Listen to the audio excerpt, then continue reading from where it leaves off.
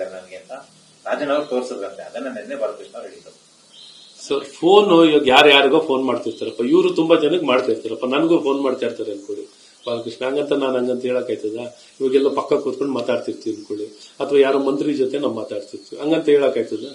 So ಯಾರ್ಯಾರು ಸಂಪರ್ಕದಲ್ಲಿ ಮಾತಾಡ್ತಾರೆ. ಈಗ ಪ್ರಾರಂಭದಲ್ಲಿ ಹೇಳಿದ್ನಲ್ಲ ನಾನು, ಈಗ ಸೆಪ್ಟೆಂಬರ್ ಕ್ರಾಂತಿ ಈ ರೀತಿ ರಾಜಣ್ಣ ಅವ್ರಿಗೆ ತೆಗೆಯೋದೆ ಮಾಡುವಂಥದ್ದು, ಅವಮಾನ ಮಾಡುವಂಥದ್ದು, ಒಬ್ಬ ಹಿರಿಯ ರಾಜಕಾರಣಿ ತಮ್ಮ ಪಕ್ಷದಾಗಿ ಅವ್ರ ಪಕ್ಷದಲ್ಲೇ ಇರ್ಬೇಕಾದ್ರೆ ಈ ರೀತಿ ಬಹಿರಂಗವಾಗಿ ಹೇಳಿಕೆ ಕೊಟ್ಟದ್ದು ಎಷ್ಟು ಮಟ್ಟಿಗೆ ಅದು ಸಮರ್ಥಿಸ್ಕೋತಾರೆ ಅಂತ ನನಗೂ ಗೊತ್ತಿಲ್ಲ. ಕಾಂಗ್ರೆಸ್ ಪಕ್ಷ ಈ ರೀತಿ ಹೇಳಿಕೆಗಳನ್ನು ಯಾವ ರೀತಿ ಸಮರ್ಥಿಸ್ಕೋತಾರೋ ಗೊತ್ತಿಲ್ಲ ನನಗೆ.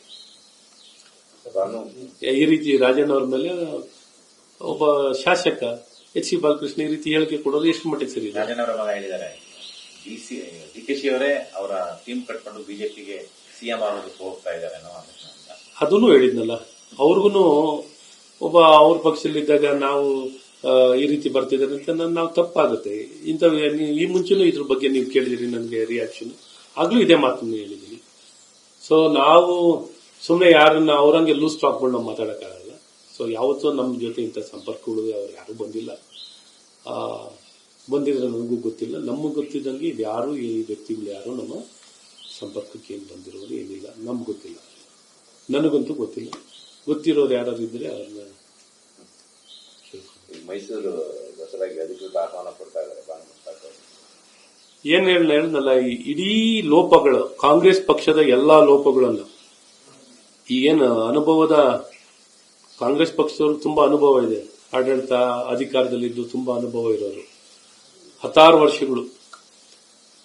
ಜನರ ಗಮನ ಎಲ್ಲ ಒಂದ್ ಕಡೆ ಡೈವರ್ಟ್ ಮಾಡಬೇಕು ಅಂತ ಇವರು ಇಂಥ ಧರ್ಮಸ್ಥಳದ ಎಪಿಸೋಡ್ನಾಗ್ಲಿ, ಇವತ್ತು ಬಾನು ಮುಸ್ತಾಕ್ ಅವರ ವಿಚಾರ ಆಗಲಿ, ಚಾಮುಂಡಿ ತಾಯಿಯ ಏನು ದಸರಾ ಹಬ್ಬ ಉದ್ಘಾಟನೆ ಮಾಡುವಂತ ಪೂಜೆ ಸಲ್ಲಿಸಲಿಕ್ಕೆ ಮತ್ತು ದಸರಾ ಕಾರ್ಯಕ್ರಮ ಉದ್ಘಾಟನೆ ಮಾಡಲಿಕ್ಕೆ ಅವ್ರು ಕರೆದಿರೋದು ಕಾಂಟ್ರವರ್ಸಿ ಕ್ರಿಯೇಟ್ ಮಾಡಲಿಕ್ಕೆ, ಅಟೆನ್ಷನ್ ಡೈವರ್ಟ್ ಮಾಡಲಿಕ್ಕೆ ಈ ಪ್ರಯತ್ನವನ್ನು ಕಾಂಗ್ರೆಸ್ ಸರ್ಕಾರ ಒಂದಷ್ಟು ಎಳ್ಳಷ್ಟು ಸೂಕ್ಷ್ಮತೆ ಇಲ್ಲ. ಯಾವ ಒಂದು ಧರ್ಮ ಇದು ನಾಡ ಹಬ್ಬ, ನವರಾತ್ರಿ ಹಬ್ಬ ಅಂದ್ರೇನು? ಹಿಂದೂಗಳ ಒಂದು ಪವಿತ್ರ ಹಬ್ಬ, ನಮ್ಮ ನಂಬಿಕೆ ಹಬ್ಬ. ಯಾರಿಗೆ ಯಾವ ನಂಬಿಕೆ ಇಲ್ಲ, ಯಾವ ಧರ್ಮದ ಬಗ್ಗೆ ನಂಬಿಕೆ ಇಲ್ಲದವ್ರನ್ನ ನೀವು ಪೂಜಿಸಲಿಕ್ಕೆ, ಚಾಮುಂಡಿ ತಾಯಿಗೆ ಪೂಜಿಸ್ತಾರೋ ಸುಮ್ಮನೆ ಇದು ಮಾಡ್ತಾರ? ಪೂಜೆ ಮಾಡ್ತಾರೆ. ಯಾರಿಗೆ ಯಾವ ನಂಬಿಕೆ ಇಲ್ಲ ಅವ್ರನ್ನ ಕರೆಸ್ಬಿಟ್ಟು ನೀವು ಪೂಜೆ ಮಾಡ್ಲಿಕ್ಕೆ ಕರೆದ್ರೆ ಎಷ್ಟು ಮಟ್ಟಿಗೆ ಸಿಗ್ತದೆ? ಯಾಕೆ ಚೆಲ್ಲಾಟ ಆಡ್ತೀರಾ? ಅದನ್ನು ಸಮರ್ಥಿಸ್ಕೋತೀರಾ, ಸಮರ್ಥನೆ ಮಾಡ್ಕೊಳ್ಳುವಂಥದ್ದು ಏನ್ ನನಗೇನು ಅರ್ಥ ಆಗಲ್ಲ.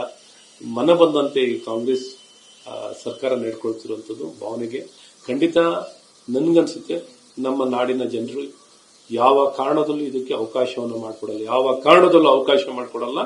ಇದನ್ನ ತಡೀತೀವಿ ಅನ್ನುವಂಥದ್ದನ್ನ ಬಹಳ ಸ್ಪಷ್ಟವಾಗಿ ಇವತ್ತು ಈ ನಾಡಿನ ಜನತೆ ಈ ದಸರಾ ಹಬ್ಬಕ್ಕೂ ಮಸಿ ಬೆಳೆಯುವಂತ ಕೆಲಸ ಈ ಕಾಂಗ್ರೆಸ್ ಸರ್ಕಾರ ಮಾಡುವಂಥದ್ದು ಆಗೋದು ಬೇಡ ಅಂತ ಬಹಳ ಸ್ಪಷ್ಟವಾಗಿರುತ್ತೆ. ಬಾರಿ ಇವಾಗ ಹಲವಾರು ಜನ ಹೇಳಿಕೆ ಕೊಟ್ಟಿದ್ದಾರೆ.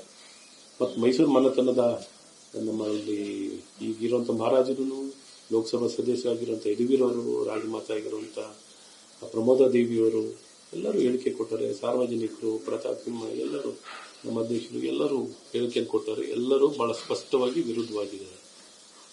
ಇಂಥ ಯಾವುದೇ ಪ್ರಯತ್ನಕ್ಕೆ ಕಾಂಗ್ರೆಸ್ ಅಟೆನ್ಷನ್ ಡೈವರ್ಷನ್ ಟ್ಯಾಕ್ಟಿಕ್ಸ್